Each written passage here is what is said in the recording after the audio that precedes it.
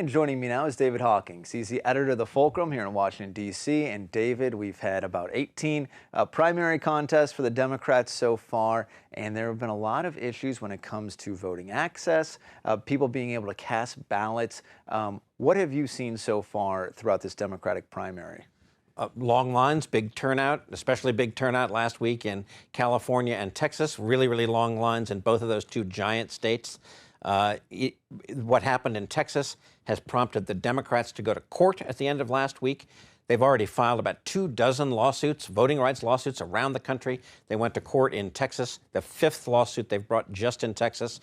This lawsuit says, if you thought those lines for the primary were bad, wait until November when it's a bipartisan election, when Republicans and Democrats are voting, and there's supposed to be an end this year in Texas to what's called straight ticket voting. It's really only a feature of balloting in about 8 states, but what it says is you can just go into your booth, make one choice, vote for all the Republicans or all the Democrats, and then leave.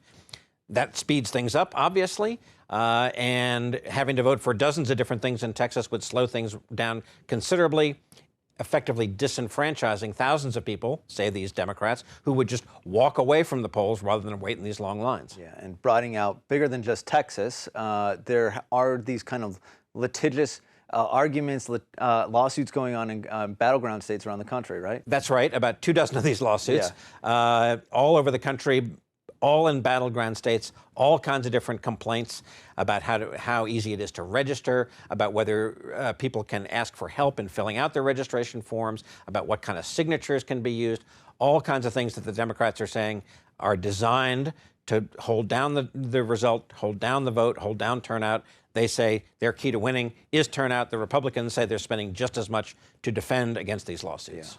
And as somebody who reports on this day in and day out, what has your assessment been of what we've seen so far in the Democratic primary? Has it been at all disheartening seeing these long lines and some of these technological issues that we've seen? It is disheartening. It is. So a lot of attention has been given to election hacking, election security, disinformation, but plain old how the voting process works is a problem in this country. The good news is that to prevent against hacking, lots of states are rolling out new voting equipment. Bad news is a lot of it's untested, untried, new to the voters. Turnout is supposed to be huge this year, and long lines will discourage people. People want to get it right. The election officials want to get this right. So I'm sort of predicting here that if it's a super close election, the counts will be slow. Lines will be long. We might not know who the winner is for a couple of days after Election Day. Oh, geez, throwing that one at us right at the end here, David. All right. Well, something to keep our eye on. David, thank you so much. For more stories like these, you can check out The Fulcrum at thefulcrum.us.